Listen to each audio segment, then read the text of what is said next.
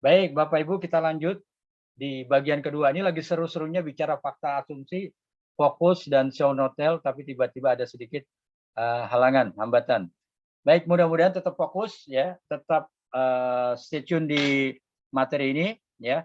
Begitulah kira-kira mengenai fakta dan asumsi, fokus dan show no tell. Tadi Pak Arief menyampaikan begitu menarik show no tell, benar ya. Kalau kita terus berlatih, ini keren banget ya. Dan ini yang terjadi di beberapa penulis hebat dan terkenal itu ya, seperti Andri Hirata, kemudian Mas Tereli, Mas Darwis, itu bagaimana dia bisa menggambarkan sesuatu. Kalau penulis berhasil membuat ini semua, ya akan tergambar di hati para pembaca. Ketika tulisan itu sedih, maka pembaca akan meneteskan air mata.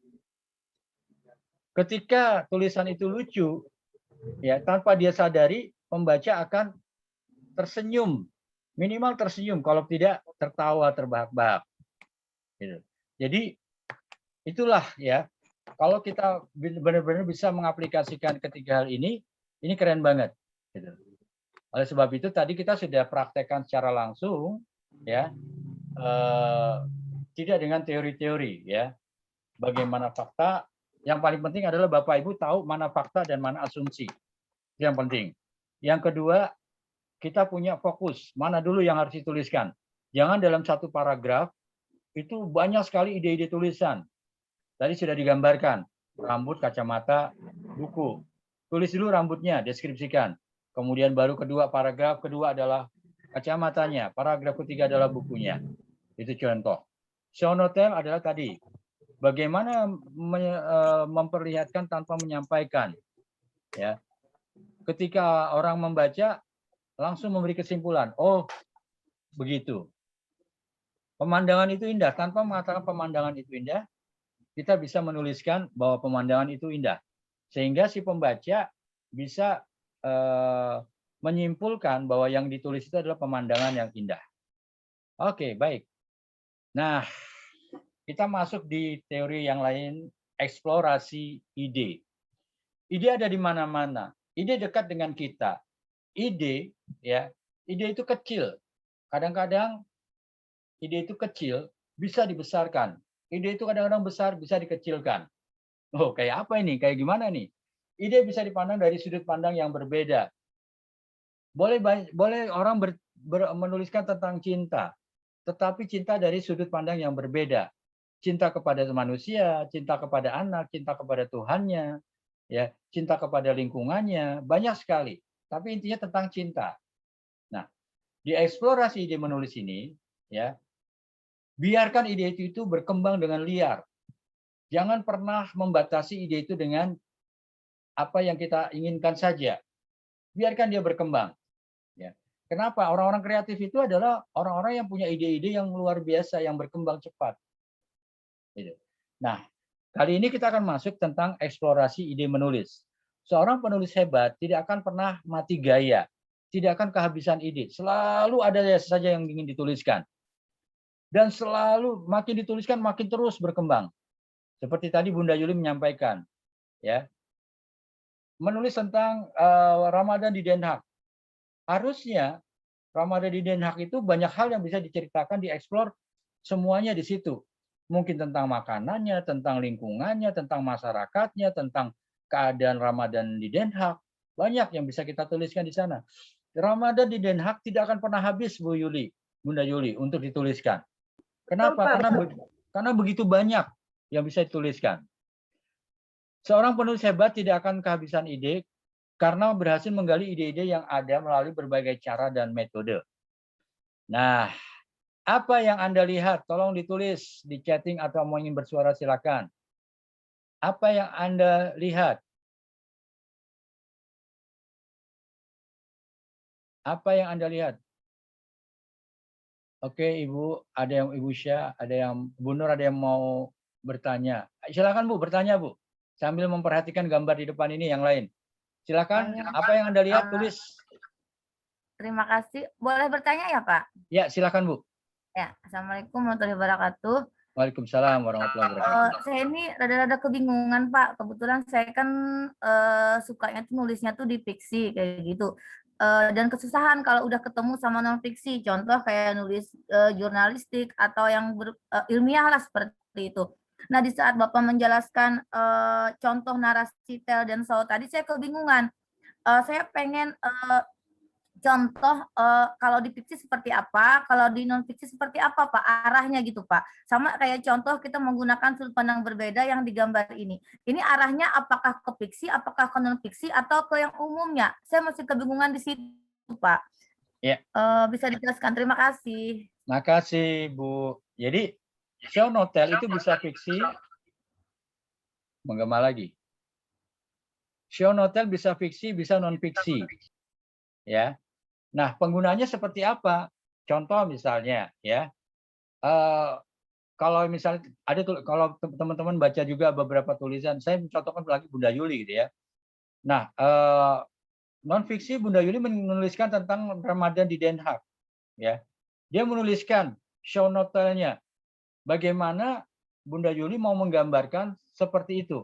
Ketika saya membaca, saya bisa membayangkan saya berada di Den Haag. Padahal saya tidak bersama Bunda Yuli. Tapi Bunda Yuli berhasil membawa saya ke dalam tulisannya. Ramadan di Den Haag itu bukan fiksi. Itu adalah jurnalistik. Tulisannya Bunda Yuli jurnalistik. Karena mungkin Bunda Yuli adalah seorang jurnalis. Ya.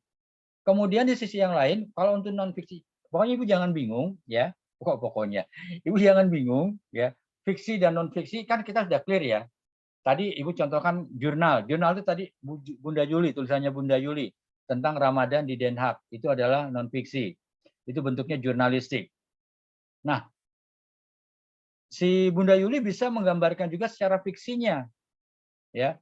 Mungkin ada mitos-mitos, mungkin ada cerita-cerita, ya, mungkin ada hal-hal yang di luar dari apa yang dia lihat, didengar, dan dirasakan. Gitu. Jadi show no tell bisa digambarkan di tulisan fiksi maupun tulisan non fiksi. Ibu jangan bingung, kenapa? Kita sudah tahu tulisan fiksi yang seperti apa, tulisan non fiksi yang bagaimana. Itu aja. Penggunaannya seperti apa? Ya gambarkan saja. Kalau yang non fiksi tentu menggambarkan sesuatu yang bukan sebuah cerita, bukan asumsi, bukan persepsi. Ya, lebih kepada fakta-fakta. Ya, seperti itu, Bu. Ya, mungkin saya masih belum memuaskan penjelasannya karena agak terlewat tadi ya materinya seperti itu. Jadi kurang lebih begitu, Ibu, Bu Nur, ya, bahwa jangan bingung tentang penggunaan show no tell di tulisan fiksi atau tulisan non fiksi. Yang penting kita tahu ini tulisan fiksi, ini tulisan non fiksi. Show no tell-nya seperti apa? Nah, contoh lagi adalah begini, Bu. Mungkin Ibu pernah bertugas ke suatu daerah. Kebetulan Ibu di Kalimantan Tengah, misalnya bertugas seminggu ditugaskan ke Jakarta mengikuti training atau meeting atau rapat kerja, ya, seperti itu. Nah, ketika Ibu ditugaskan, tentu selesai tugas, Ibu harus membuat laporan. Bagaimana pimpinan Ibu tahu kalau Ibu sudah melakukan ya kunjungan kerja? Tentu dengan apa? Dengan laporan yang dibuat. Nah, bagaimana Ibu menggambarkan ya tentang kunjungan kerja ke Jakarta itu dengan show no tell? Karena pimpinan Ibu tidak ikut bersama Ibu. Ibu ditugaskan sendiri. Ya. Tapi bagaimana pimpinan itu tahu Anda sudah melakukan kunjungan kerja dengan baik dan benar? Gunakan show no tell. Ya. Misalnya dalam bentuk laporan ya bahwa kunjungan kerja dalam rangka mengikuti pelatihan ya. Siapa yang memberikan pelatihan, kapan pelatihan diberikan, di mana pelatihan itu diadakan, dan semua hal yang bisa Anda tuliskan di sana. Itu show not tell. Itu dalam tulisan non fiksi. Artinya apa? Pimpinan Ibu akan paham, oh iya, Ibu Nur, Ibu Syah ini sudah melakukan kunjungan dengan baik dan benar, sesuai dengan instruksi, sesuai dengan surat penugasan.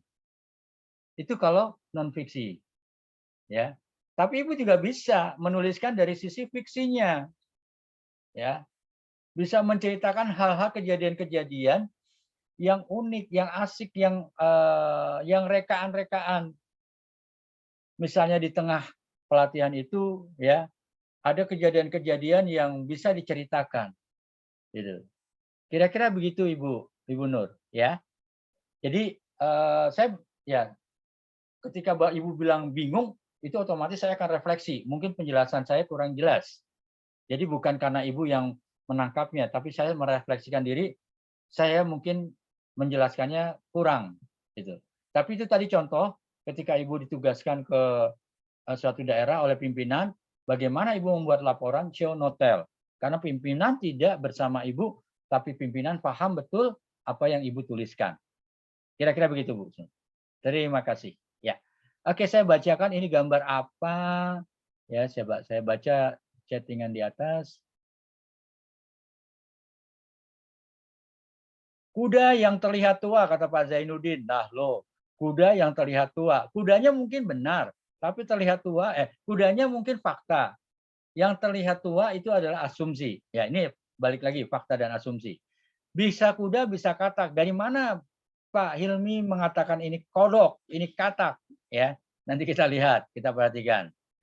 Sketsa pohon ada gambar seperti binatang, kata Bunda Yuli. Ibu Efriani kepala kuda.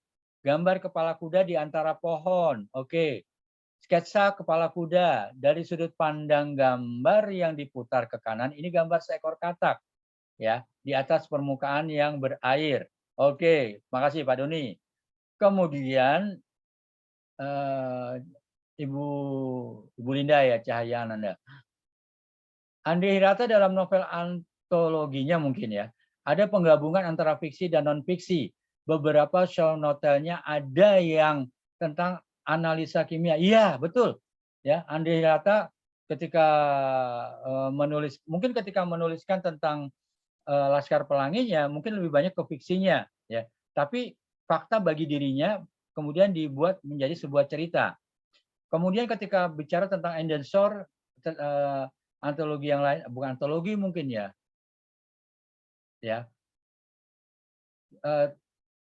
ketika bicara tentang judulnya Endensor, itu dia bicara tentang yang lain, gitu ya.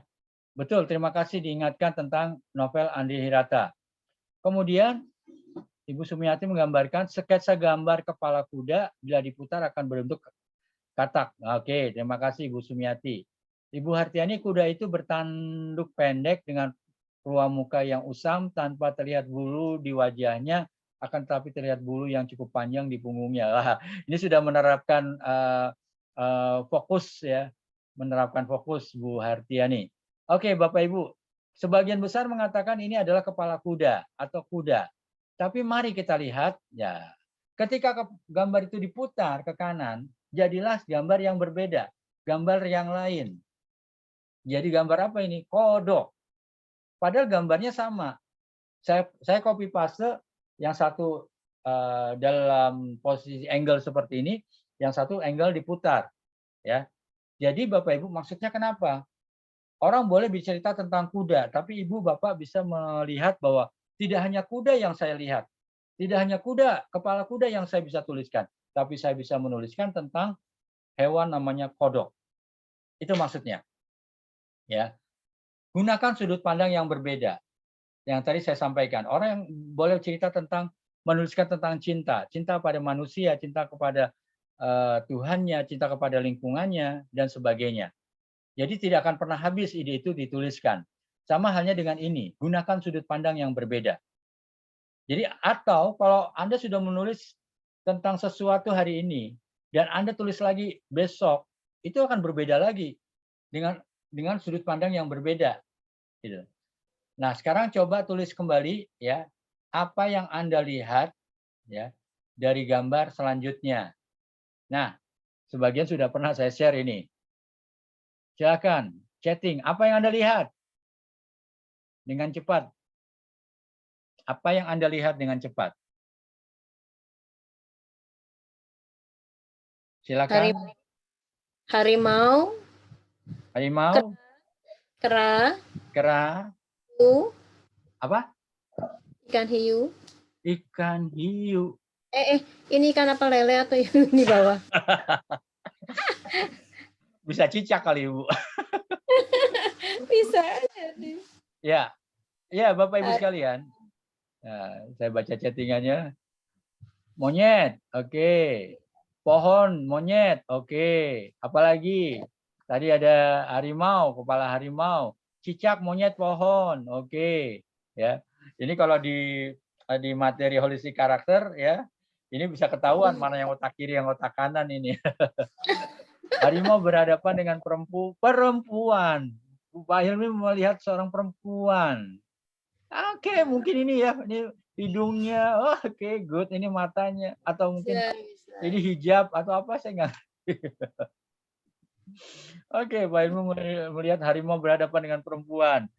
Nggak ada yang salah, nggak ada yang salah. Artinya apa? Persepsi kita, angle kita, sudut pandang kita. Kita melihatnya dari sudut pandang yang mana? Itu akan merefleksikan tulisan kita. Kalau Anda melihat dari sudut pandang harimau, mana harimau? Yang belum melihat harimau, ini yang warna putih ini harimau, ya. Yang paling mudah melihat adalah gambar monyet. Ini harimau. Sudut pandang kita. Nah, tadi Pak Hilmi bilang ada perempuan, sosok perempuan di hadapan harimau. Ini mungkin perempuan, ya. Saya malah baru melihat ini adalah perempuan, gitu ya. Tadi ada yang bilang ikan hiu, ya. Mungkin ini dibilang ikan hiu, bisa juga cicak kali ya, atau kadal gitu ya. Ranting pohon, iya, gitu. Balik lagi, bukan masalah benar atau salah yang Anda lihat, tetapi bahwa setiap orang punya sudut pandang. Melihatnya dari angle yang mana, sudut pandang yang mana. Ya. Ketika Anda menuliskan, Anda bisa menuliskan tentang kepala harimau. Anda bisa menuliskan tentang monyet. Anda bisa menuliskan tentang ranting. Anda bisa menuliskan tentang ikan hiu tadi katanya. Atau menuliskan seorang wanita di depan kepala harimau. Saya baru lihat ini ada wanita seperti ini. Ya, itu maksudnya adalah ide itu luar biasa. Ide itu banyak. Ya, jangan pernah membatasi ide kita. Itu pokok bahasanya. Ide ada di mana-mana, ya. Ide dekat dengan kita. Gali pengalaman masa lalu, ya. Kemarin beberapa tulisan itu menceritakan tentang masa lalunya, masa kanak-kanaknya, ya. Ada yang bermain ini, bermain itu, ya. Itu menggali pengalaman masa lalu. Jadi banyak banget ide-ide tentang masa lalu kita yang kita bisa tuliskan, kita bisa ceritakan. Apakah fiksi atau non fiksi, itu bisa saja. Kemudian lakukan yang bukan gue banget. Lakukan sesuatu yang tidak biasa dilakukan. Misalnya contoh, ya. Misalnya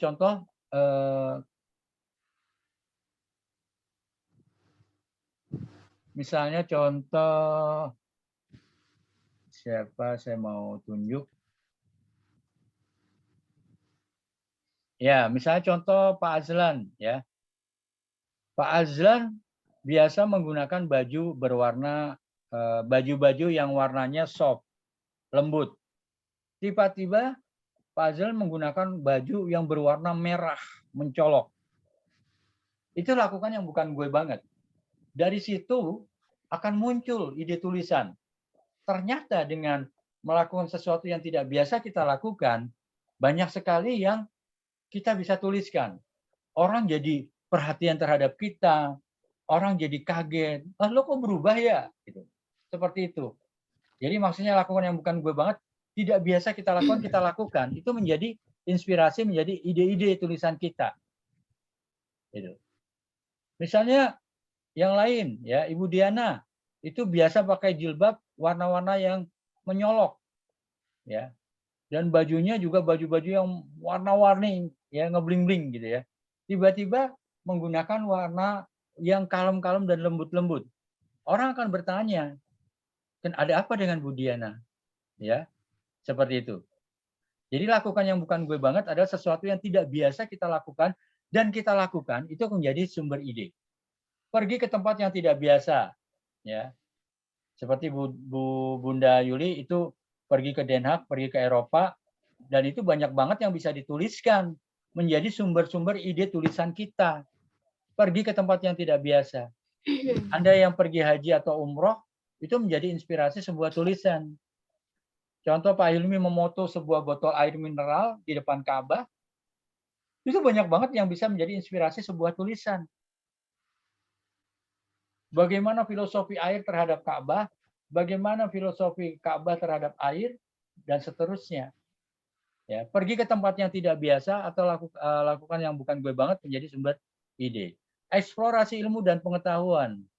Kita punya pengetahuan, kita punya ilmu. Kita gali lebih dalam, maka itu menjadi eksplorasi ide.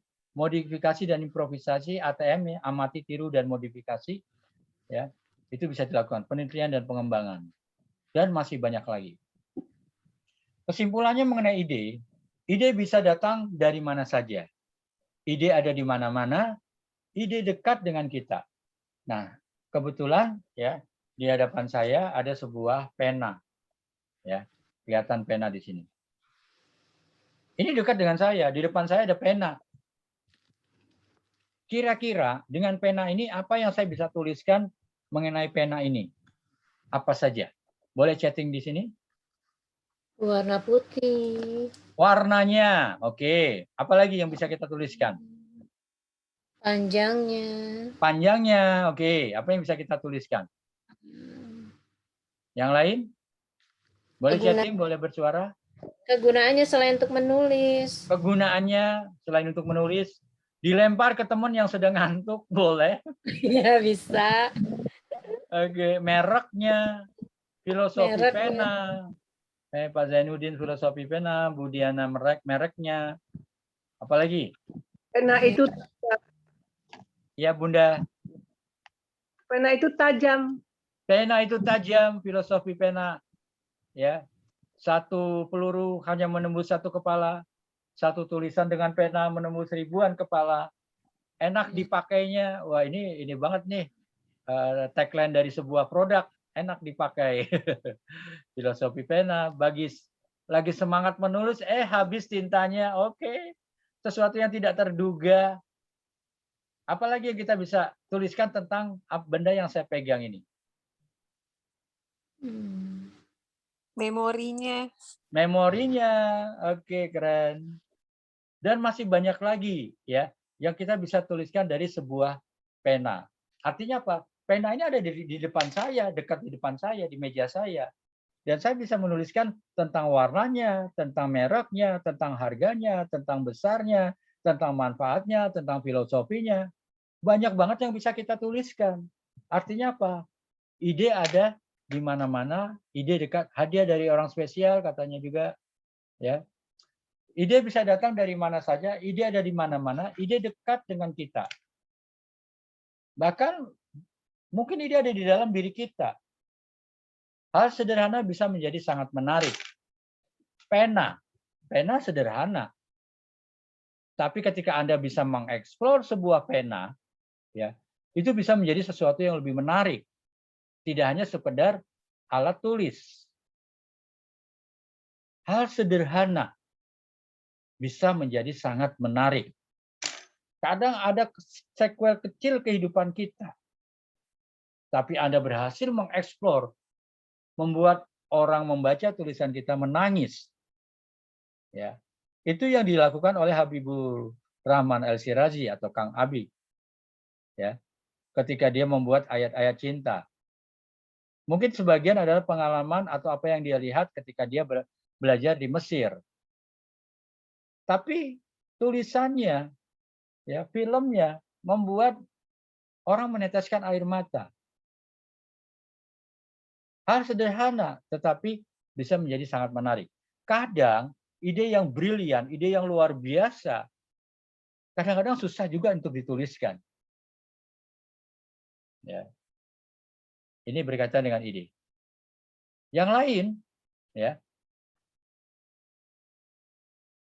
temukan ide kreatif kita. Temukan. Ya.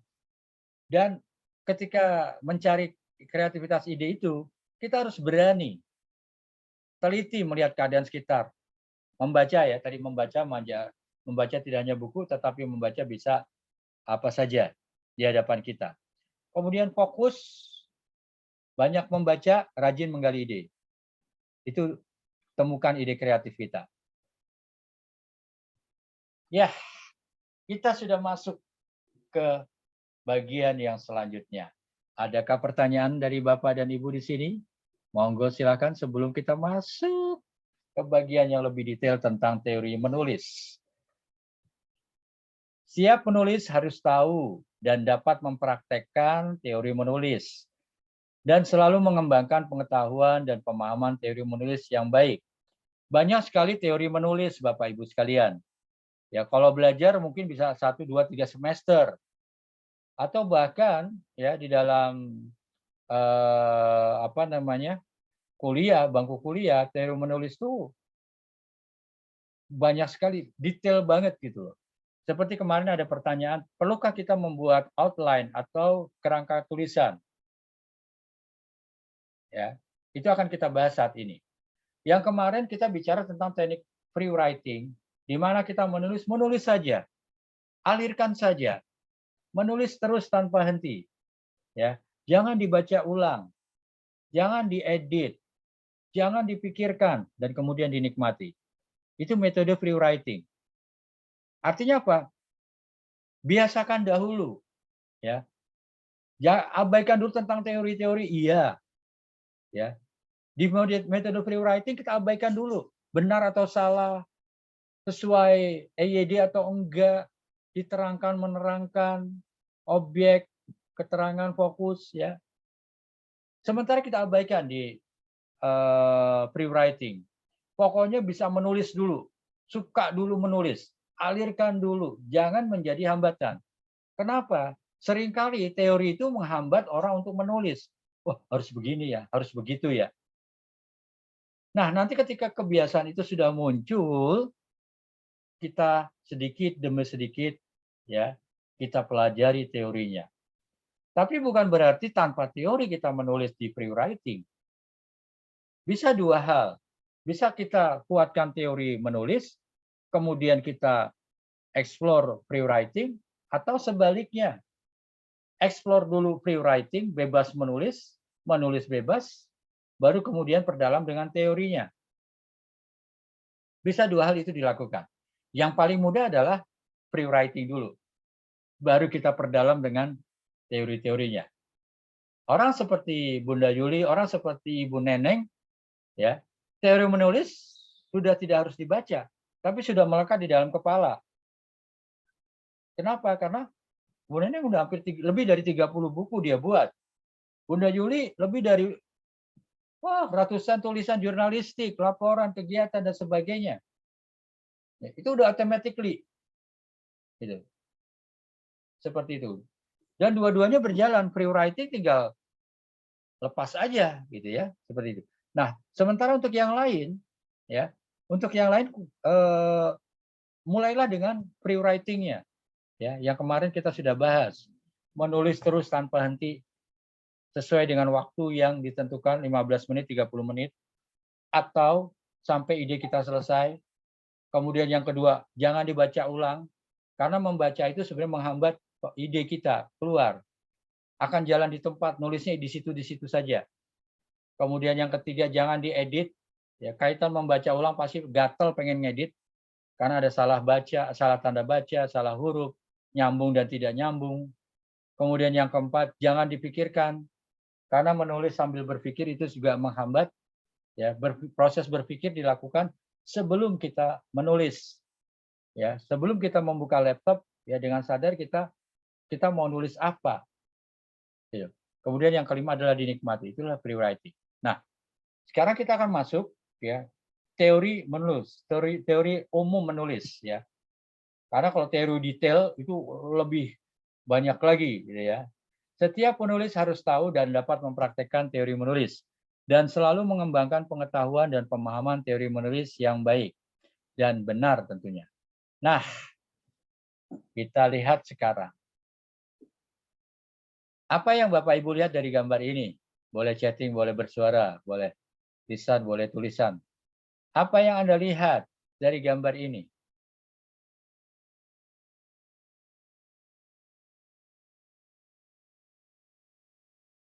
Silakan. Apa yang Anda lihat? Piramida terbalik. Oke, sebelah yang warna biru ini adalah piramida terbalik. Yang warna merahnya apa ya? Pragawati yang lagi jalan dengan busana muslim dan sepatunya, Pak. Kok tahu? Kok tahu itu Pragawati? Asumsinya ya. Asumsi ya. Iya, nggak apa-apa. Nggak apa-apa, nggak salah kok. Asumsinya begitu. Wanita sedang berjalan. Menarik nggak kalau lihat begini saja? Celana Kurang. panjang merah, sepatu, piramida terbalik. Menarik nggak kalau kita lihat ini saja? Kurang jelas. Kurang jelas. Menarik tapi tidak jelas. Apa ini, gitu kan? Oke, kalau kita klik lagi yang kedua.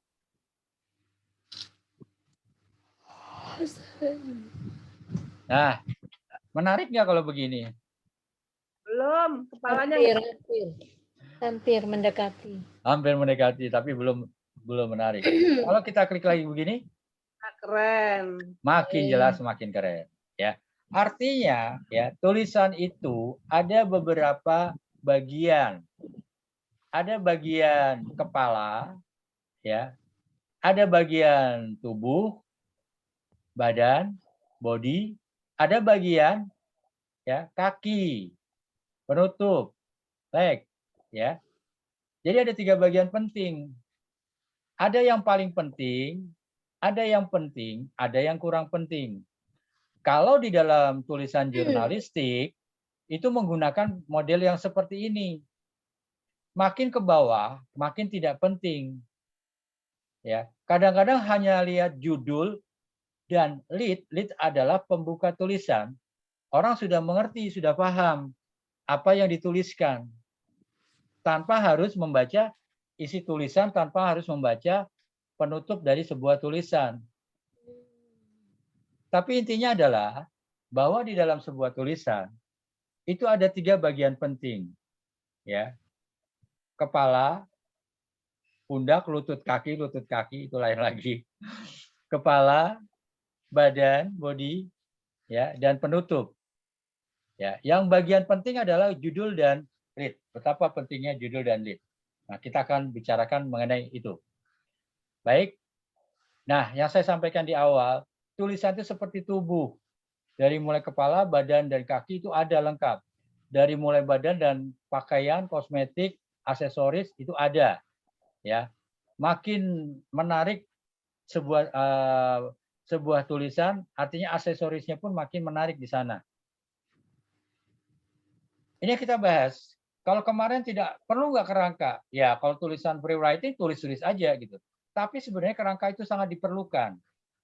Kenapa?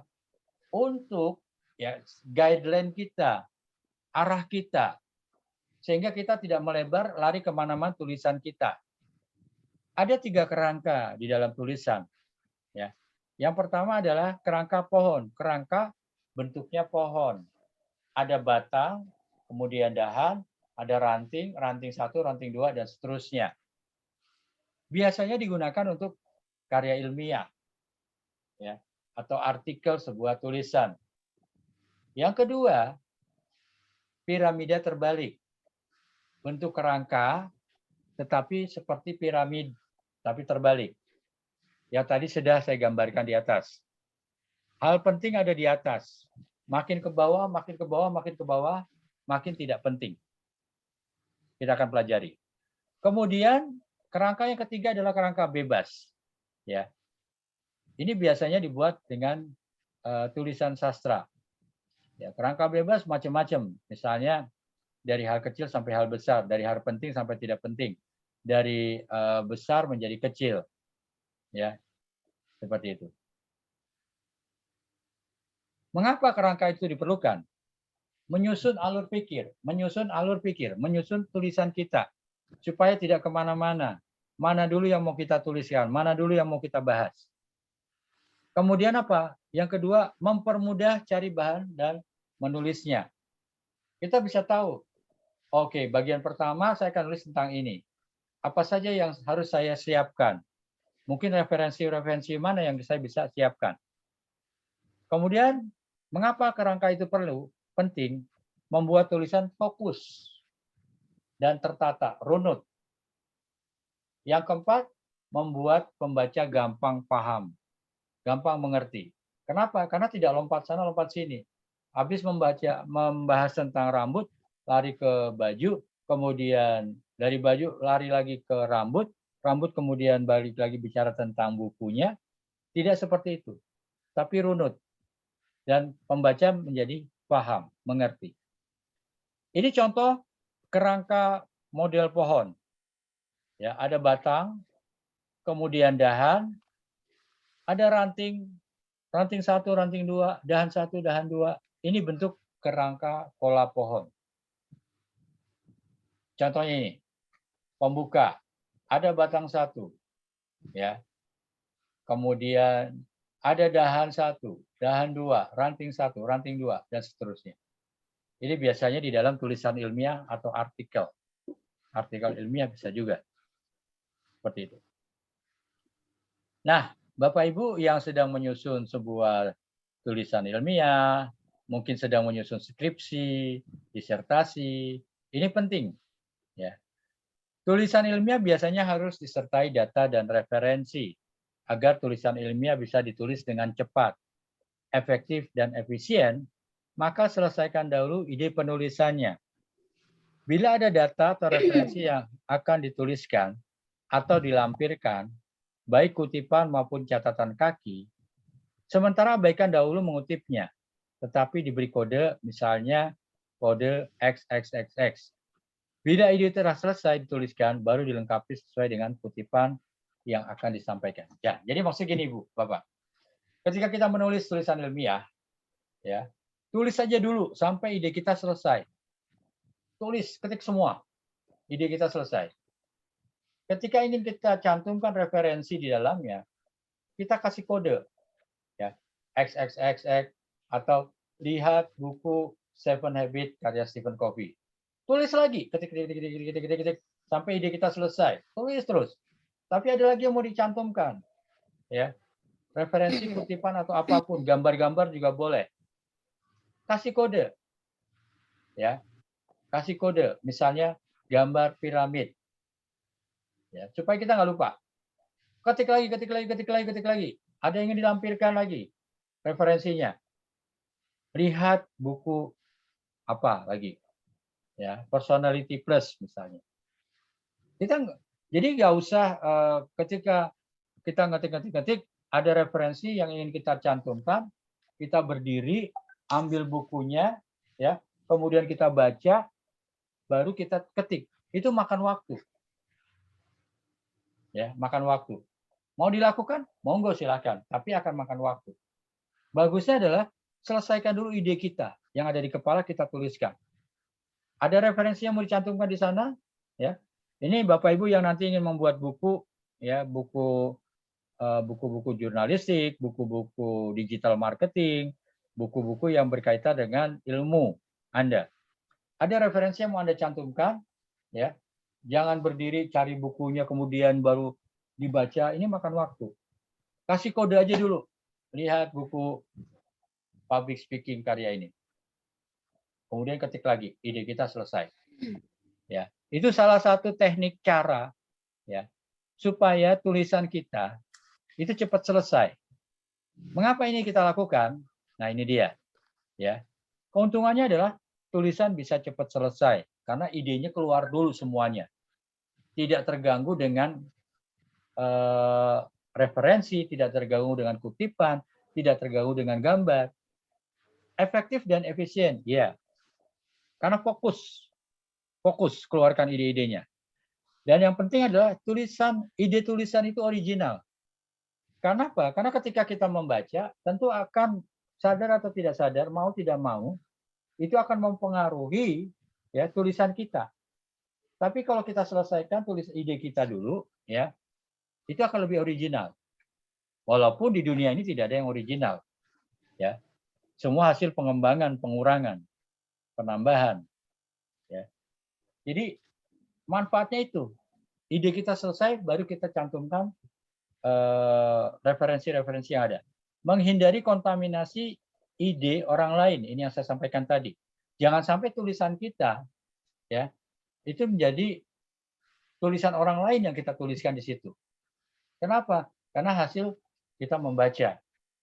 Bahkan yang lebih parahnya lagi adalah plek ketiplek, artinya apa adanya dituliskan seperti itu.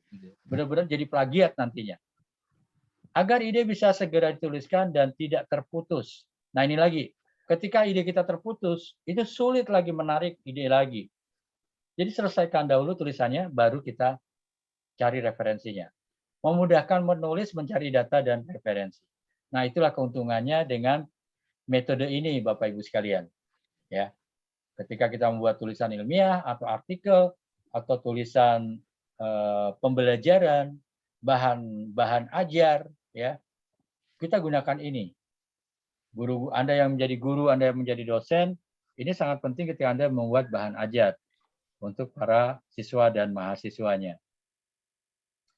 Nah, tadi ada model kerangka pohon untuk tulisan ilmiah, untuk artikel. Nah, ini ada lagi model yang lain adalah piramida terbalik. Piramid tapi terbalik. Ya. Ini bentuk piramid tapi terbalik. Biasanya piramid ini dipakai gunakan untuk tulisan jurnalistik. Ya. Sejarahnya mengapa? Ya. Mengapa ada model yang seperti ini? Ada dua versi ya. Ada ketika perang dunia, perang Amerika Utara dan Selatan, ya. Dia kirim berita. Belum selesai berita informasi disampaikan, kantor beritanya dibom. Selesai. Padahal informasi belum tersampaikan. Nah, itulah sebabnya di tulisan jurnalistik ya, hal-hal penting itu ada di atas. Makin ke bawah, makin kecil, makin tidak penting. Bahkan bisa diabaikan. Latar belakang yang lain adalah zaman dulu, zamannya Bu Yuli, kemarin kita udah bahas Bunda Yuli, dengan mesin ketik. Ya. Kita tuliskan. Oleh sebab itu yang penting-penting itu ditulis di awal. Makin ke bawah makin tidak penting. Kenapa? Ketika nanti di layout, diatur tata letaknya, ya, tulisannya kepanjangan, itu bisa dipotong. Itu bisa dipotong. Kenapa? Karena di bawah nggak penting. Jadi itu yang melatar belakangi kerangka piramida terbalik. Baik Bapak Ibu, sekarang sudah jam 10 kurang 2 menit. Ya, saya butuh masukan dari Anda. Apakah akan kita teruskan di Zoom ini? Apa teruskan di WA? Teruskan di sesi lain, Pak, dan juga di WA. Teruskan di sesi yang lain juga di WA. Maksudnya kita sudahi sampai di sini. Ya. Oke, itu dari Bunda Yuli. Dari yang lain, monggo. Karena belajar 2 jam cukup. Oke, itu dari Bunda Yuli. Dari yang lain?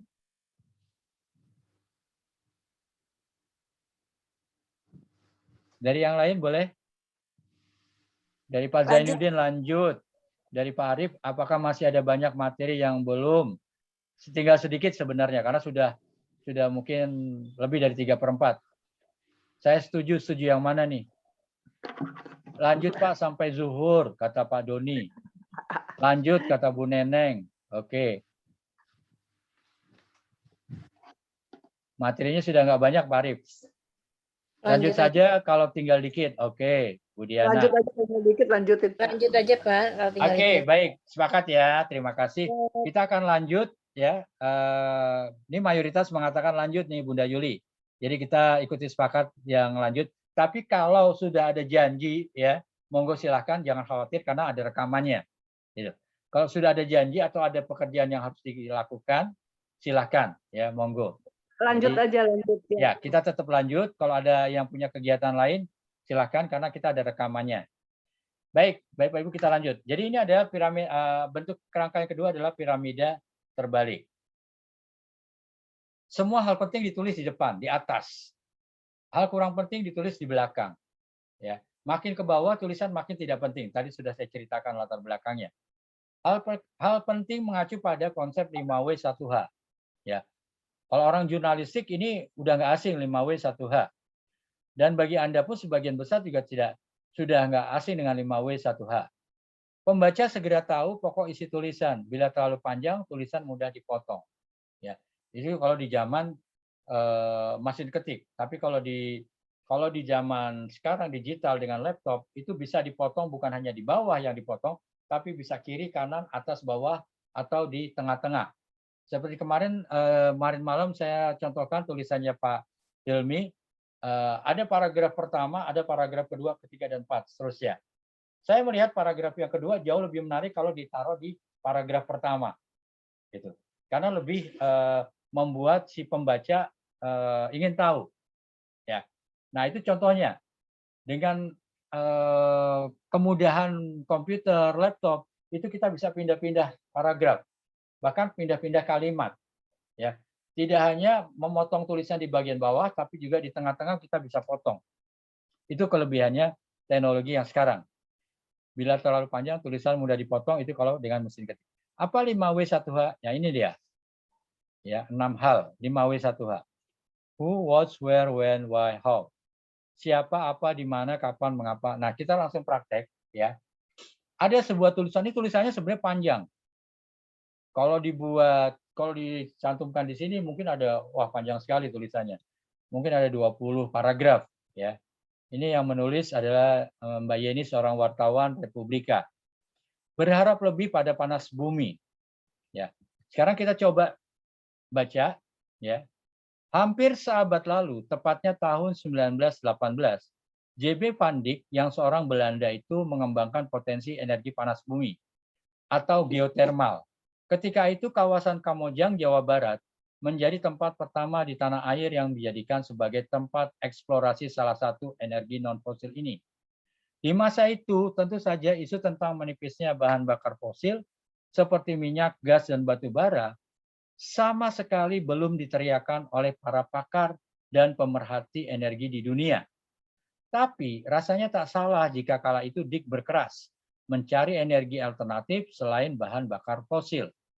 Kini, siapa yang bisa menampik jika kegiatan mencari energi alternatif menjadi hal utama yang dilakukan banyak negara di dunia? Sebut saja Brazil, yang berhasil menggantikan kebutuhan bensin hingga 50% dengan bioetanol dari tetes tebu dan biodiesel untuk mengganti solar. Tenaga angin pun dimanfaatkan puluhan negara di dunia. Ya, ini berita lama yang ditulis. Ya, ini panjang sekali. Nah, mari kita cari ya 5W1H-nya. Siapa di dalam tulisan ini? Siapa? Dijk. Ya, J.B. van Dijk. Ya, J.B. van Dijk. Kemudian apa yang dituliskan? Panas apa yang bumi. dibicarakan? Panas bumi atau Energi panas bumi Ya. atau geotermal. Oke. Kemudian where? Di mana? Di mana? Kamojang, Jawa Barat. Kamojang, Jawa Barat. Oke. When? Kapan? Nah, kapan itu? Kapan 12 Maret itu pas dia nulis. Tapi tahun 1918. 1918. Ini ada di sini. Kapan? 1918. Ya. Oke. Kemudian mengapa? karena diperlukan, tahunnya Mengapa? diperlukan panas bumi ini supaya terbarukan ya, mengganti alam nantinya. Mengapa berharap lebih pada panas bumi? Mengapa? Menipisnya fosil. Menipisnya bahan bakar, ya fosil, ya. Tenaga terbarukan, tenaga angin. Ya, jadi ini menipisnya bahan bakar, mengapanya, ya. Kemudian bagaimana? Apa yang dilakukan? Dia membuat itu banyak tantangan awalnya Pak, tapi akhirnya bisa. Ya, Alternatif. mencari energi, Cari energi alternatif. mencari energi alternatif. Gitu. Jadi Bapak Ibu, saya ingin menunjukkan tulisan ini panjang banget, tetapi dengan 5W1H kita bisa langsung tahu ya Kita bisa langsung tahu siapa yang dibicarakan di situ. DP pendek. Apa ya? Energi panas bumi. Kemudian di mana Kamojang, Jawa Barat? Kapan? 1918. Mengapa menipisnya energi panas bumi? Bagaimana mencari energi alternatif? Nah, itu. Jadi inilah 5W1H. Di dalam tulisan jurnalistik kita bisa langsung tahu 5W1H-nya. Itu. Baik, kita sudah bahas. Nah, yang ketiga adalah kerangka pola pohon, pola bebas. Ya, ini biasanya dipakai dengan tulisan sastra, fiksi, ya, bisa urutan waktu kronologis, urutan ruang, dari satu ruang ke ruang yang lain, dari hal yang penting menjadi tidak penting, sebab akibat, umum dan khusus, dan sebagainya. Nah, oke, kita lewati praktek ini. Proses menulis itu seperti ini Bapak Ibu. Ini gambar apa ya? Ada yang bisa menangkap langsung? Hasil Barack Obama. Barack Obama. Ya, Barack Obama. Jadi akan lebih terasa jelas seperti ketika puzzle-puzzle ini sudah terkumpul, ya, tersusun dengan baik. Kita nggak tahu secara sekilas, secara cepat kita nggak tahu ini siapa. Tapi ketika tersusun dengan baik dan rapi, oh ternyata Barack Obama. Artinya apa? Menulisnya seperti menyusun puzzle. Dari satu kata ke kata yang lain, dari satu kalimat ke kalimat yang lain, dari satu paragraf ke paragraf yang lain. Itu adalah menulis, ya. Seperti itu. Di dalam tulisan ada daging tulisan. Ya. Tadi ada kerangka, ya, kerangka ada 3. Kemudian di dalam tubuh kita ada daging. Ya. Daging itu di dalam tulisan adalah daging tulisan. Ada daging utama, intinya ada daging tambahan atau informasi penunjang. Jadi bagaimana menyusunnya? Ya, jadi nanti ada kata-kata atau kalimat informasi utama kita tempelkan. Semua data penting, ya. Pengertian informasi utama, semua data penting dan relevan untuk setiap bagian kerangka. Sementara informasi penunjang itu bisa berupa kutipan, bisa berupa data, angka, gambar, ilustrasi, ya. Untuk menguatkan apa? Menguatkan informasi utama. Itu. Cara menyusunnya setelah ada kerangka, ya, ada inti-inti yang intisari dari tulisan yang ingin kita sampaikan di kerangka 1, kerangka 2, kerangka 3, ya. Kita isi di situ. Kemudian itu adalah hal yang utama. Kemudian hal yang tambahan seperti referensi, seperti gambar-gambar, ilustrasi, ya, data, fakta, itu bisa kita cantumkan di dalamnya. Di dalam tubuh kita juga ada otot dan kulit. Dalam hal ini kita bicara tentang transisi dan diksi. Dalam beberapa tulisan semalam, ya, saya melihat ada tulisan yang mengambil diksi-diksi yang bagus. Diksi itu apa? Ya, diksi adalah pilihan kata. Ya, transisi apa? Penghubung antara satu kata ke kata yang lain, antara satu paragraf ke paragraf yang lain, antara satu kalimat ke kalimat yang lain, sehingga terjadi hubungan yang logis. Ya, itu transisi. Oke, ini contoh. Bentuk-bentuk transisi ada kata, ada bentuknya satu kata. Dan tetapi kemudian ada bentuknya frase, ada 2 kata, ya. Ada satu kalimat, ada beberapa kalimat, itu bentuknya. Ini sebuah contoh juga, ya.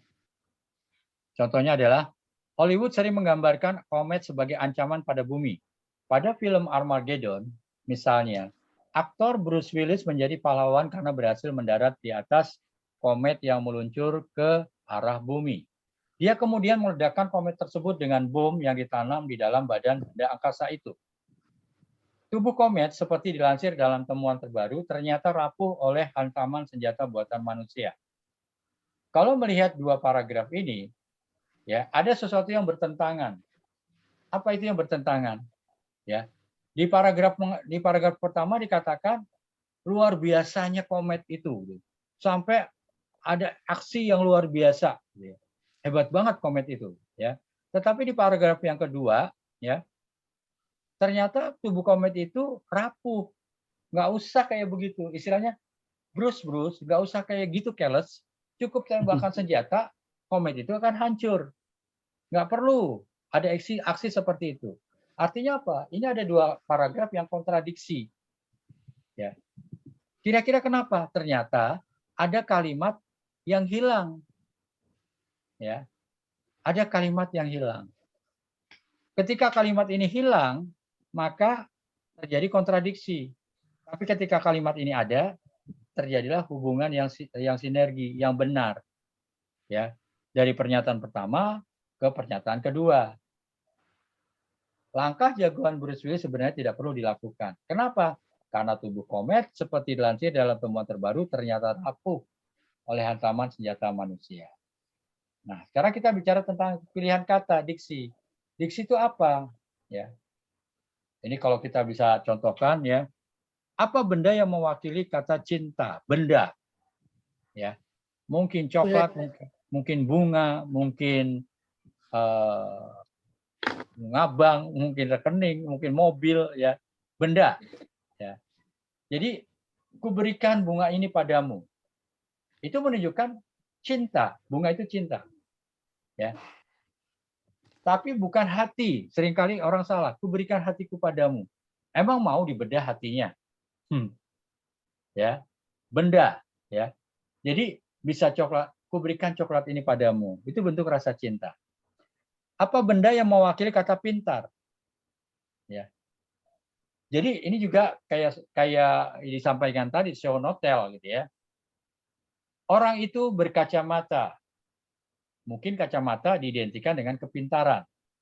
Orang itu menggunakan toga. Ya, dia di wisuda, dia tentu sudah selesai pendidikannya. Itu menunjukkan, jadi kata ganti selain kata pintar dan cinta bisa dengan kata yang lain. Contohnya kata ganti pintar. Ya, anak itu pintar. Anda bisa mengatakan anak itu memiliki nilai-nilai yang luar biasa. Anak itu, mahasiswa itu cum laude. Orang nggak usah ngomong dia pintar dengan kata cum laude, itu juga menunjukkan bahwa anak itu pintar. Tapi cum laude kan bukan benda ya. Benda yang lain itu adalah misalnya pena, kalkulator, sertifikat, ya itu seperti itu. Nah, pilihan diksi, Bapak Ibu bisa rasakan benar nggak nih, tepat nggak nih saya pakai gini. Ada unsur rima, kemarin juga ada pilihan kata bagus itu. Judul yang bagus yang ada unsur rimanya. Rima itu berakhiran yang sama. A, A, I, I. Aku dan kau suka den kau. Au, au. Ya, seperti itu. Oke. Ini pengertian diksi. Nah, contoh kata terpapar. Misalnya dengan kondisi sekarang, virus flu burung. Virus COVID. Ya. Ribuan orang terpapar virus COVID. Misalnya. Terpapar mungkin kata yang tidak baku pada awalnya, tapi sekarang sudah sering dipakai. Ya, apa kata arti terpapar? Terpapar mungkin bisa kata terserang, terjangkit. Misalnya contoh yang lain, kucing itu meninggal dunia, benar atau tidak? Wafat, mati, kucing mati. Kucing itu meninggal dunia, benar tidak? Tidak, Gus Dur koid, benar tidak? salah. Ikan mas koki itu kemarin berpulang ke rahmatullah, betul atau salah? Salah. Kurang tepat. Tidak tepat. Benar tapi tidak tepat. Itu yang jawabannya. Benar tapi tidak tepat, bukan salah. Benar. Koid mati, ya tewas, meninggal dunia, berpulang ke rahmatullah, itu pengertiannya sama. Tetapi bagaimana penggunaannya yang tepat, yang pas itu seperti apa? Gitu. Ya. Jadi itulah pilihan kata. Jadi Bapak Ibu ketika mengambil sebuah kata, pilihlah kata yang tepat. Israel secara brutal membombardir pemukiman padat penduduk. Ya, 200 orang meninggal. Apakah dengan kata meninggal ini tepat pemakaiannya? Tidak, karena ini aksi brutal. Kata yang tepat apa? Tewas. Ya, tewas. Gitu, ya. Tewas, itu kata yang tepat karena brutal aksinya. Bukan berpulang ke rahmatullah juga, bukan gitu. Ya. Nah, kita bicara yang terakhir tentang kosmetik, pakaian dan kosmetik. Kenapa wanita ini begitu cantik, anggun? Itu karena pakaiannya, itu karena kosmetiknya, ya. sehingga terlihat cantik dan anggun. Dalam tulisan ini berkaitan dengan judul, lead, dan penutup. Sebagus apapun tulisan Anda, kalau tidak menemukan judul yang menarik, sia-sia. Sehebat apapun tulisan Anda, ya, semenarik apapun tulisan Anda, kalau tidak menemukan judul yang menggoda orang untuk membaca, itu sia-sia.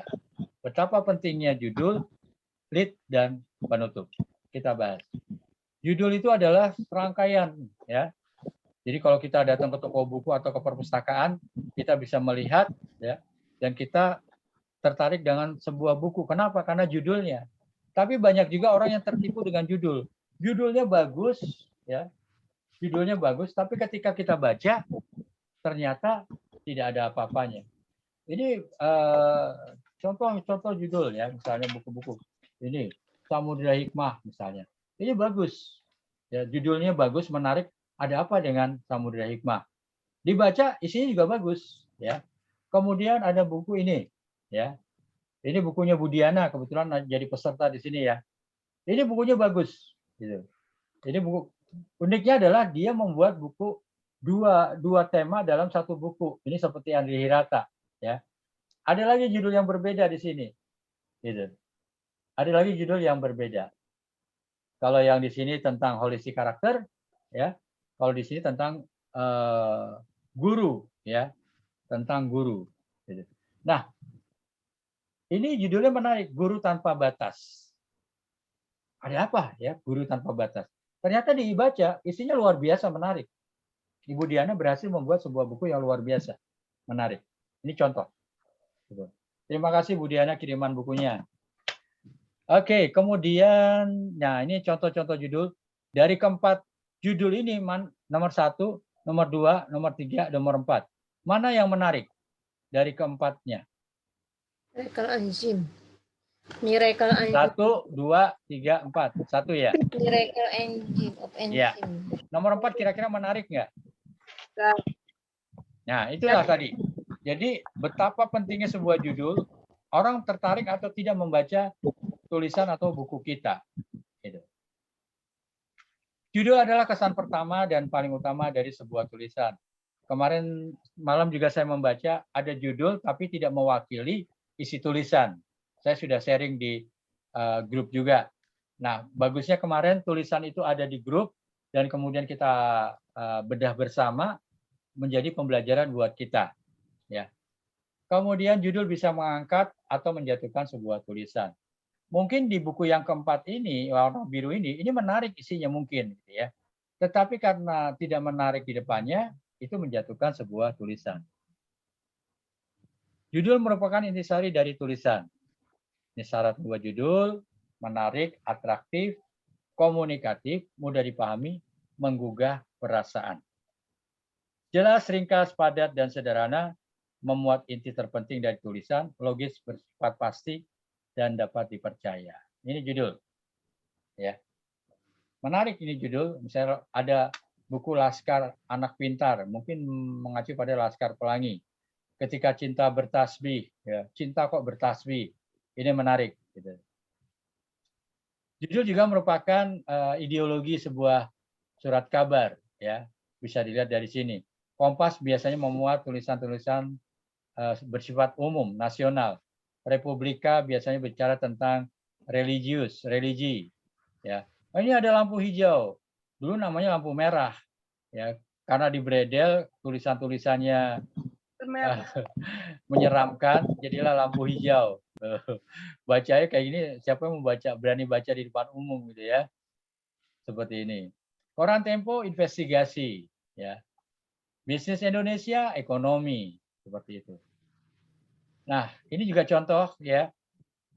Seorang Anafis membuat judul yang menarik, robohnya surau kami. Sama dengan 3 kata, surau kami roboh, kami merobohkan surau, tapi tetap yang menarik adalah robohnya surau kami. Itu pentingnya kita mengambil sebuah judul. Sama judulnya, tapi beda pengertian dan pemahamannya. Ini, mengambil judul yang sudah ada. Ya, ada buku Era Kartini, Habis Gelap Terbitlah Terang. Ya, ada buku yang lain, Habis Gelap Terbitlah Terang, tapi ada gambar di sini bola lampu. Ya, ini bercerita tentang PLN, ya, ketika Pak Dahlan Iskan menjadi direktur PLN. Iskan. Ada lagi, ya, Dahlan Iskan. Ada lagi buku, ya, buku aslinya Da Vinci Code, karya Dan Brown, ya. Tetapi oleh orang yang kreatif, dia buat lagi judul buku The Da Vinci Code, ya. Misteri tak berbahaya di balik tradisi berpeci. Boleh nggak nih? Boleh. Ya, serupa tapi tak sama. Kalau di sini penulisnya Dan Brown, di sini penulisnya Ben Sohib. Seperti itu. Ya, ini judul bisa mengambil serupa tapi tak sama. Banyak ya contoh judul yang lain, ya. Alangkah mahalnya obat di negeri ini. Itu dari film Alangkah lucunya negeri ini. Oke. Ini judul yang provokasi, ya. Provokasi. Kemudian yang kedua adalah lead. Betapa pentingnya lead. Lead adalah pembuka tulisan. Ya. Kita bisa tahu ini tulisan apa, ya. Itu adalah dari leadnya. Bagaimana dengan buku formal, apakah juga harus diberi judul yang diupayakan menarik? Seperti buku pedoman penulisan laporan. Toh pembaca juga sedang membutuhkan buku pedoman. Kadang-kadang ada yang sudah baku yang nggak boleh diutak-atik, ya. Kayak model skripsi, disertasi itu nggak bisa diutak-atik, harus saklek seperti itu, ya. Apakah perlu kita ubah? Tergantung. Kalau ada aturannya, ya kita jangan ngubah, karena bisa merubah, bisa membuat presiden buruk terhadap kita. Tetapi kalau kita punya hak wewenang untuk mengubahnya, alangkah baik untuk diubah. Contoh banyak buku-buku pelajaran yang pelajaran IPA, so what gitu. Ya sudah tahu pelajaran IPA. Tapi mungkin Bapak Ibu guru bisa membuat judul yang lebih menarik, yang kira-kira membuat siswa atau orang pelajar itu ingin belajar tentang buku tersebut. Kira-kira gitu, Pak. Jadi boleh diubah kalau memang tidak ada SOP ketentuan atau aturannya. Tapi kalau ada aturan, jangan sekali-sekali mengubah karena bisa presiden buruk. Lead harus menarik agar pembaca penasaran dengan isi tulisan. Nah, ini yang saya bilang, yang saya bahas semalam, ya. Ada tulisan Anda yang judulnya menarik, tapi lead-nya tidak menarik. Lead-nya biasa saja. Kemarin ada contoh pada suatu hari, ya. Sudah dicontohkan seperti itu. Itu jangan gunakan itu. Kenapa? Karena itu tidak menarik lagi. Ini contoh, ya. Tereli membuat sebuah tulisan lead yang bagus. Padang ilalang terlihat sejauh mata memandang. Padang ilalang sejauh mata memandang. Ya, ini udah harus rima. Matahari senja seperti tersangkut tak sengaja di lereng bukit. Mulai menggelinding pelan-pelan. Pucuk-pucuk kanopi hutan. Langit terlihat jingga. Gumpalan awan putih kemerah-merahan. Menurut saya, Tereli jenius dalam membuat tulisan-tulisannya, dalam membuat bukunya. Ya. Contoh yang lain, ya. Kemarin aku pergi ke rimba gelap, bertemu hantu di sana. Badannya tinggi besar, tangannya seperti batang pohon. Matanya merah menyala, menyembur api dari mulutnya. Mama, aku tidak takut. Ku cabut macheteku. Aku lompat ke lehernya. Apa ini ya machete ya? Kayaknya sudah tahu baca bukunya bisa tahu. Nah, dia bisa menggambarkan show notel keadaan di suatu tempat. Ya. Pesawat berbadan besar yang kutumpangi melaju cepat meninggalkan London. Penerbangan ini non-stop menuju Singapura. Jadi Bapak Ibu, paragraf tidak harus banyak kalimat, tapi dengan satu kalimat pun bisa menjadi paragraf. Bahkan satu kata pun bisa menjadi paragraf juga. Aduh, wah, itu bisa menjadi satu paragraf. Ya, ini contoh lead juga. Ini contoh lead yang menarik, ya, dari Dr. Zaim Mukhrawi. Bisa dibuat ilustrasi, dialog, monolog, kutipan, pertanyaan yang membuat. Saya sering menggunakan lead dengan pertanyaan. Karena apa? Karena dengan pertanyaan orang pengen tahu jawabannya. Ya. Harus ringkas dan tidak bertele-tele. Selain lead, selain tepat, enak dibaca dan menarik. Guide-lah pembaca sejak awal. Ingat, ya. Lead adalah pembuka tulisan. Kalau pembukanya sudah tidak menarik, orang malas untuk baca. Tapi kalau pembukanya menarik, menimbulkan tanda tanya, keingintahuan, maka orang ingin membaca tulisan kita. Jangan sekali-kali membuat lead dengan kalimat seperti dalam rangka, setelah itu, pada suatu hari. Ya. Kenapa? Karena ini lead yang sudah biasa. Anda adalah penulis yang luar biasa. Oleh sebab itu buatlah lead yang berbeda. Ya. Tadi sudah dicontohkan Tereli dan Dr. Daeng Krowi. Ini jenis-jenis lead banyak sekali. Ya. Ini contoh-contohnya ada lead ringkasan, deskripsi. Kita belajar membuat lead supaya tulisan kita menarik. Gimana caranya? Ya. Lead menggoda, menuding, lead nyentrik nih contoh. Brak. Sekolah itu pun ambruk. Untunglah anak-anak yang sedang belajar itu selamat. Selamat nyawanya, tapi mungkin tidak nasib pendidikannya. Ini menurut saya menarik sekali lead ini. Ya. Seperti itu. Kemudian tadi ada kutipan. Nah, ini kutipan. Saya lebih baik tetap tinggal di penjara dibandingkan bebas dengan pengampunan, kata Pramudia Anantatur. Ini lead pembuka tulisan diambil dari kutipan. Kutipan adalah tulisan orang lain, omongan orang lain yang kita sampaikan di dalam tulisan kita. Kita kutip, istilahnya begitu. Quotes, ya. Semalam juga saya bahas mengenai ini sedikit. Ada yang menyantumkan itu. Nah, ini contoh lead juga. Gunawan Muhammad seringkali membuat tulisan dengan judul yang hanya satu kata saja. Ini Yudhistira. Ya. Seringkali Gunawan Muhammad membuat judul itu satu kata. Seringkali seperti itu. Ini contoh lead yang dibuat oleh Gunawan Muhammad. Oke. Tadi dialog, monolog, kutipan, ilustrasi bisa dilakukan itu. Ya. Nah, ini penutup. Contoh dari tulisan Gunawan Muhammad. Ini leadnya. Di pintu surga, Yudhistira raja tua yang lembut dan lurus hati itu ditolak masuk. Orang berpikir ya, pembaca berpikir, kok orang baik ditolak masuk? Ya. Permukaan bumi konon terkejut mendengarnya. Bisa dipercayakah janji keadilan dalam hidup sesudah mati? Orang pengen tahu, kok kenapa ya orang baik ditolak masuk surga? Bisa dipercayakah janji keadilan dalam hidup sesudah mati? Kemudian yang bagus lagi adalah ya, si Gunawan Muhammad menutup tulisannya dengan raja tua itu lelah. Ia kini tahu kemurnian hati tak dengan sendirinya membawa pikiran jernih. Langit makin gelap, ia melihat cahaya berpendar-pendar dari pucuk Mahameru. Dan sayup-sayup terdengar nyanyian langit. Jika aku diizinkan masuk ke sana, surga akan menerima seorang yang bersalah, atau seorang yang pamrih, atau seorang yang tak punya pilihan lain, kecuali karena aku takut ke neraka. Apa artinya tempat itu jika demikian? Ia menghela nafas. Tiba-tiba di kejauhan, ya, merasa melihat di gerbang, di kejauhan itu indra muncul, tinggi dan agung. Kemarilah manusia, begitulah ia dengar kata-kata. Kemarilah jika kau tak merasa semua ini hanya ilusi. Ini penutup yang bagus dari lead. Penutup yang bagus adalah ya, terhubung ke lead, mengunci pemahaman pembaca. Tujuan adanya penutup, closing suatu tulisan, itu mengunci pemahaman pembaca supaya dia tidak kemana-mana, supaya dia sesuai dengan apa yang kita arahkan dari tulisan itu. Kecuali mungkin Anda ingin membuat pembaca bebas, ya, bernalar, pembaca bebas berasumsi, maksudnya seperti apa. Tapi kalau Anda ingin membuat mengunci pemahaman pembaca, buat penutup, buat tulisan penutup yang mengunci ke yang berhubungan dengan lead, ya, mengunci pemahaman pembaca, itu maksudnya. Beberapa tulisan tadi malam, ya, saya bilang punya penutup yang bagus. Kenapa? Karena dia berhasil membuat menghubungkan dari penutup ke lead.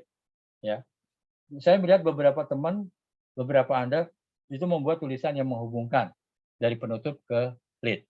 Itu bagus banget. Ya, kira-kira itu kita sudah sampai ke penutup. Nah, Bapak Ibu sekalian, ada tugas akhir yang Anda harus tulis, ya. Saya beri waktu kira-kira berapa lama?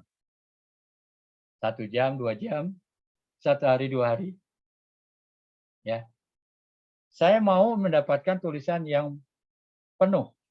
Ada judulnya, ada pembuka tulisan atau lead, kemudian ada isinya, kemudian ada penutup. Temanya apa? Temanya bebas, supaya Anda tidak kesulitan membuat diberikan tema. Jadi tolong Anda buat tugas akhir. Ya. Tugas akhir ini berkaitan dengan e-sertifikat yang akan saya berikan, saya kirimkan. Ya. Jadi yang berhasil membuat tugas akhir akan diberikan e-sertifikat. Mau berapa lama saya serahkan kepada teman-teman? Mau berapa lama kira-kira membuat tulisannya? Silakan. Kita sepakati bersama. Tapi makin lama biasanya makin sulit. Kenapa? Kita dengan kemalasan kita. Sampai besok aja lagi Pak kayak kemarin. Bunda bilang besok, Bu Neneng bilang 2 hari. 3 3 tahun. tahun. 3 hari. tahun, Mas Kris. 3 hari Pak, 3 hari maksimal Pak. 3 hari, Pak Doni, 3 hari maksimal. Kemudian 3 tahun. Aduh, ampun deh. Oke, kita sepakat mau berapa lama?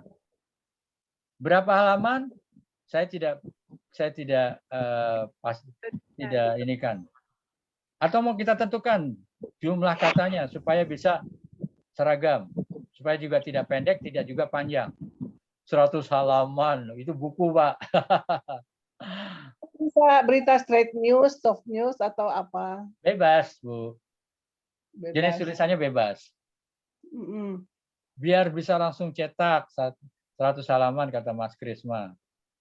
Fiksi atau non-fiksi? Bebas. Boleh fiksi, boleh non-fiksi. 2 hari atau 3 hari? Atau 3 tahun, Pak Mas Krisma tadi? Dia aja Pak 3 hari. 3 hari ya? Kalau sekarang hari Minggu, berarti hari apa diserahkan, jam berapa paling akhir? Senin, Selasa, Rabu? Selasa. Selasa. Selasa Pak. Oke, Selasa ya. Selasa tulisan di Selasa jam 00 kata Bu Neneng. Selasa jam 00 maksimal ya sudah dikirim ke WA group. Jadi teman-teman yang lain juga bisa baca supaya ada pembelajaran. Ya. Selasa jam 24. Selasa jam 24 atau jam 00 ya. Oke. Sepakat ya? Sepakat. Sepakat. Selasa 23.59. Ya, nawar aja Mas Krisma. 1 menit lagi. Oke, baik. Kita sepakat hari Selasa pukul 24 ya. File Word atau tulis di chat langsung. Kalau bisa di Word ya. Jangan di chat langsung ya supaya bisa kita compile nantinya. Ya. Oke. Jadi pakai Word ya. Word. Oke. Ada lagi? Ada pertanyaan? Kalau ada pertanyaan bisa kita lanjut di WA group ya, Bapak Ibu sekalian. Sekali lagi bahwa makin Anda tunda, oh ya berapa katanya nih, jadi berapa nih? Mungkin maksimal 2 halaman atau berapa gitu Pak. 2 halaman. 2 halaman itu sekitar 1000 kata. Oke, 1000 kata ya, minimal 1000 kata. Jadi Anda dipaksa untuk membuat tulisan panjang ya. Minimal 1000 kata. Ukurannya bisa 12 ya, fontnya ya. Kalau ukuran font nggak ada masalah, tapi yang penting adalah 1000 katanya ya.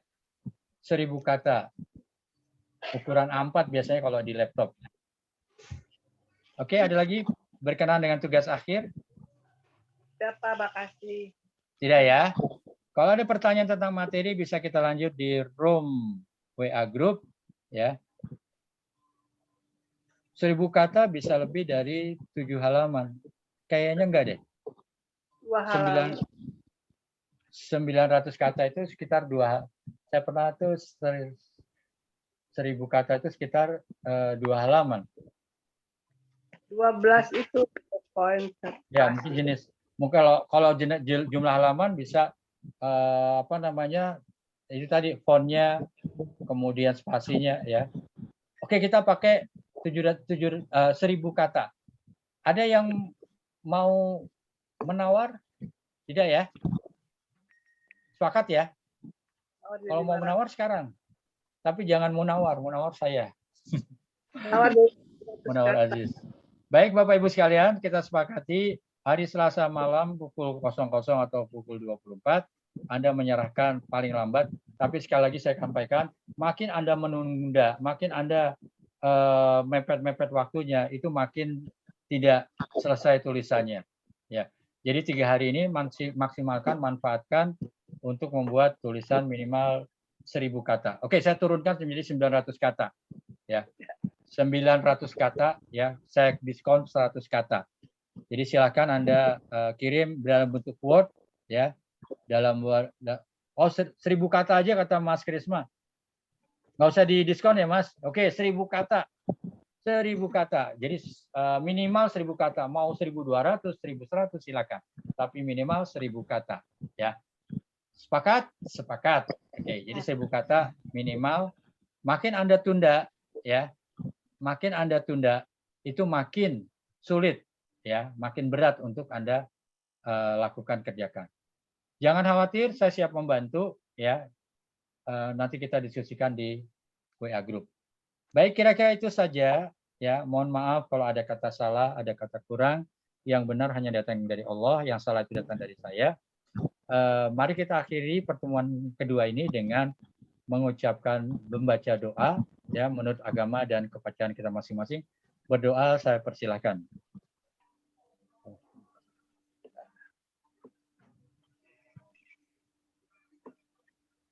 Berdoa selesai. Mohon maaf, waktu saya terlewat 35 menit. Terima kasih. Nanti video dan materi saya kirim ke WA Group. Terima kasih. Mau foto lagi nggak? Foto dulu boleh? Foto bareng boleh? Silakan. Siapa yang bisa bantu saya foto? Ada Mas Fai lagi? Mas Zainuddin. Pak Zainuddin ada? Boleh dibuka? Oke, Pak Zainuddin akan bantu foto. Boleh dibuka kameranya supaya terlihat. Kalau enggak juga nggak apa-apa, tapi nggak terlihat jadinya. Oke, silakan Pak Zainuddin. Di anu dulu Pak, screenshotnya. Astagfirullahaladzim. Ya, oke. Oke. 1, 2, 3. Senyum. Yang belum silakan, yang belum. Satu Siap. layar ya Pak? Satu layar aja Pak, satu layar. Oke, senyumnya jangan lupa, smile. 1, 2. Oke. Bebas. Ya, bebas. Menulis oke. 1, 2. Oke. Ya, terima kasih semuanya. Terima kasih Pak Zainuddin, Bapak Ibu. Kita sambung di WA Group. Terima kasih Pak Aziz. Sama-sama. Baik Pak. Assalamualaikum. Waalaikumsalam. Makasih semua. Assalamualaikum. Waalaikumsalam. Makasih Bunda Yuli. Assalamualaikum, terima kasih semuanya. Assalamualaikum Pak Aziz. Terima kasih juga. Syukron. Jadilan. Syukran juga.